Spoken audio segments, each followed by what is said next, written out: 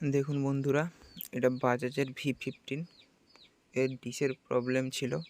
Dish শু change করতে বলেছিল customer. Dish শু change করার পরে যখন দেখি আরও সমস্যা বেড়ে গেছে। দেখুন, এর ডিশ শুর অবস্থাটা দেখে নিন একবার। লোহাও নষ্ট হয়ে গেছে, খেয়ে গেছে লোহা ঘুরতে ঘুরতে।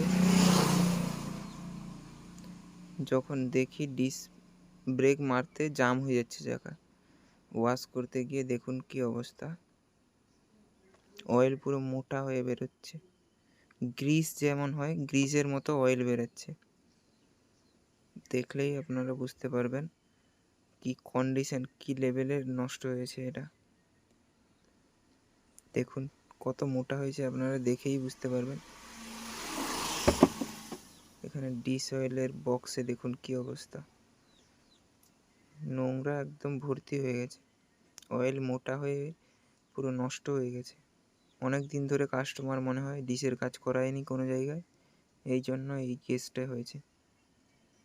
এই জন্য আগে থেকে কাজ করে নিতে হয়। ব্রেকের লাইন সব সময় ক্লিয়ার করে রাখতে হয়, না হলে অ্যাক্সিডেন্টের মুহূর্ত হয়ে যায়। ঠিক আছে, দেখুন এটাকে আমি এবার পরিষ্কার করে নিচ্ছি। পরিষ্কার করে তারপরে দেখছি কি কন্ডিশন হয়। আগে এখানে পরিষ্কার করে নতুন অয়েল দিব, নতুন অয়েল দিয়ে তারপরে নিচে ক্যালিপার আরও পরিষ্কার করব।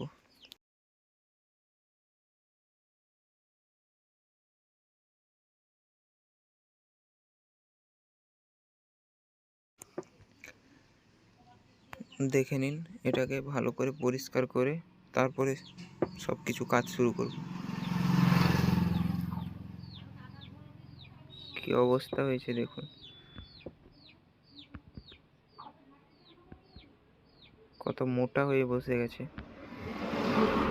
এরকম অবস্থা থাকলে ডিশ কী করে কাজ করবে? ডিশের তো প্রবলেম চলে আসবেই, এবং সব রকমের সমস্যা চলে আসবে। মাস্টার সিলিন্ডারও নষ্ট হয়ে যাবে, পিস্টনও নষ্ট হয়ে যাবে, ডিশের সব রকম সমস্যা আসবে। এই জন্য বন্ধুরা, আপনারা প্রত্যেকটা সার্ভিসিংয়েই চেক করে রাখুন।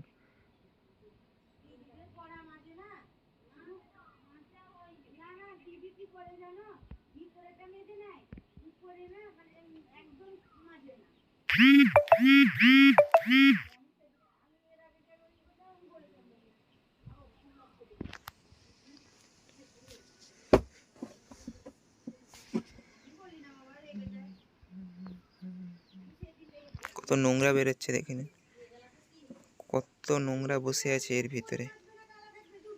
নোংরার যেন আড্ডা তৈরি করে নিয়েছে।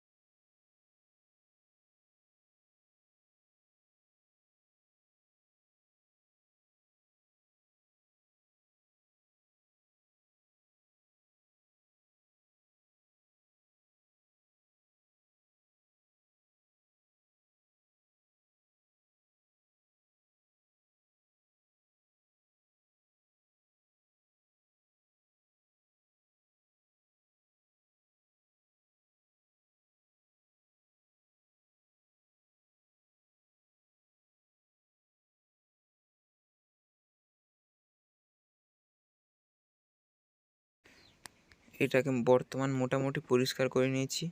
এরপরে এর মধ্যে হাওয়া প্রেসার দিয়ে পরিষ্কার করে নেব ভালো করে। ঠিক আছে বন্ধুরা, দেখুন হাওয়ার প্রেসার দিয়ে পরিষ্কার করে নিচ্ছি, যাতে নোংরা তার ভেতরে না থেকে যায়। নোংরা থেকে গেলে সমস্যা আবার শুরু হবে। ভালো করে পরিষ্কার করে নিতে হবে আমাদেরকে।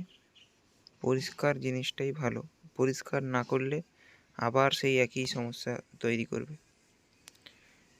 দেখুন এর মধ্যে ডিশ অয়েল দিয়ে দিচ্ছি ভ্যালভোলিনের। ঠিক আছে বন্ধুরা, ভ্যালভোলিনের অয়েল কাজ ভালো করে।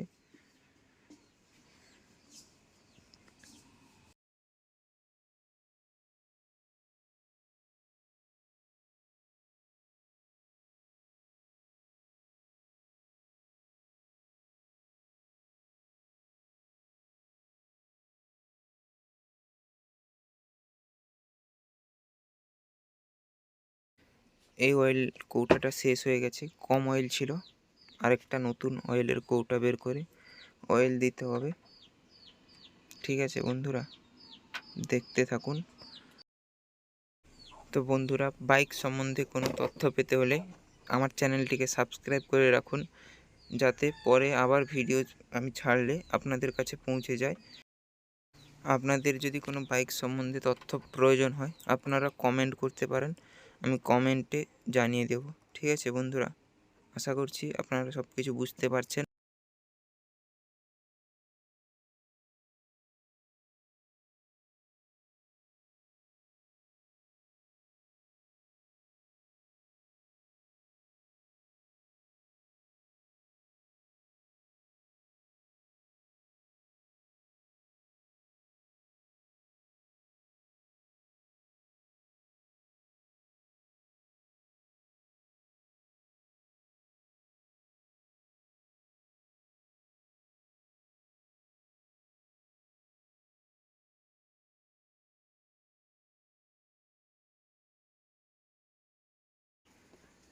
দেখুন অয়েলটা দিয়ে দিয়েছি উপরে। অয়েল দেওয়ার পরে ক্লিয়ার করে নিতে হবে আমাদেরকে।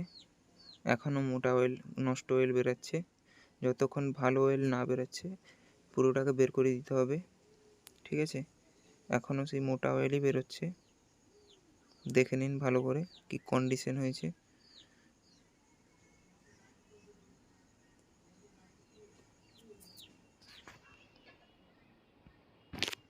অয়েল বেরোতেই চাইছে না, এত মোটা হয়ে গেছে।